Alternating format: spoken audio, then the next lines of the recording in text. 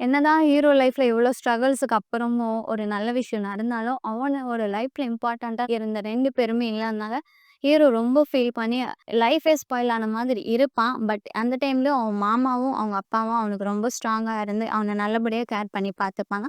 So hero வந்து அவனுடைய posting வந்து அவன் பழைய ஊருக்கே கேட்டிருப்பான். ஸோ நியூஸ்ல வந்து லைவ் டெலிகாஸ்ட் போனோனே, அந்த பொண்ணோட அம்மா, அப்பா சரி, அந்த பொண்ணும் பார்த்து பயங்கர ஷாக் ஆகுறாங்க. என்னது குல்தீப் வந்து இப்போ ஐஏஎஸ் ஆஃபீசர் ஆயிட்டானா? அப்படின்ட்டு எல்லாருக்குமே பயங்கர ஷாக்கு. அதுவும் இல்லாம அந்த ஊருக்கே ஆகிட்டான்றது யாராலயுமே அக்செப்டே பண்ணிக்க முடியல. எப்படி இவ்ளோ ஏழையா இருக்கிற ஒருத்தனுடைய லைஃப் இப்படி மாறும்ன்ற மாதிரி கொஸ்டின் மார்க் போயிட்டே இருக்கும். ஸோ ஹீரோ வந்து ஃபர்ஸ்ட் விசிட்டே அந்த ஊருக்கு தான் போறான். ஸோ போற வழியிலேயே அந்த பொண்ணையும் ஆக்சிடென்ட்டா மீட் பண்றான். ஸோ மீட் பண்ணோனே ஹீரோக்கு வந்து பழைய மெமரீஸ் எல்லாம் வந்து ஸோ ஹீரோ வந்து ஒரு நிமிஷத்துக்கு அங்கேயே ஸ்டன் ஆயி நின்னுறாரு. ஏன்னா, அந்த மெமரீஸ் கூட இன்னொன்னு இல்லாம அந்த பொண்ணுக்கு மேரேஜ் ஆயிட்டு இருக்கும்.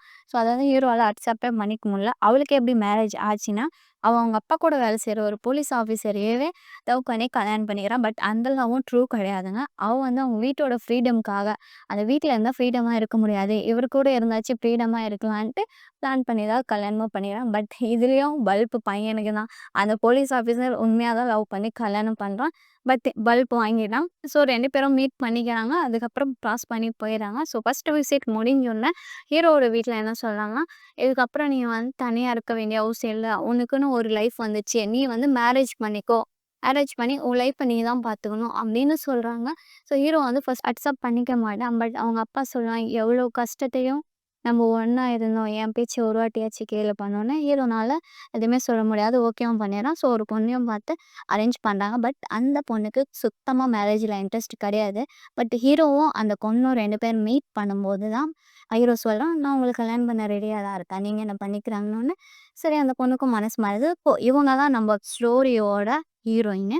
ஸோ அவங்களும் ஒத்துக்கிறாங்க. ஸோ கல்யாணத்த ரொம்ப கிராண்டா பயங்கரமா பண்றாங்க ஊர்ல. ஸோ எல்லாருமே கூப்பிடுறாங்க. ஸோ அந்த மந்திரிய வச்சு அந்த பொண்ணோட எக்ஸ் லவரோட அம்மா, அப்பாவுக்கும் விசிட் குடுக்குறாங்க. ஸோ இன்விடேஷன் போனோனே அவங்களும் வராங்க. ஸோ அதில அவங்க அண்ணன் சொன்னா, "கண்டிப்பா நம்மள அசிங்கப்படுத்த தான் அவன் கூப்பிட்டு இருக்கான். நம்மளுக்கெல்லாம் நல்லா தெரியுது. நம்ம போக்கூடாதுன்னா, பட் மந்திரியெல்லாம் நீங்க வந்து தான் ஆகணும். நீங்க வரலன்னா உங்கனால நார்மல் லைஃப் வாழ முடியாது." அப்படின்னு சொன்னோனே பயத்துலயும் வராங்க. ஸோ ஹீரோவும் அவங்கள ரொம்ப அழகா வெல்கம் பண்றாங்க.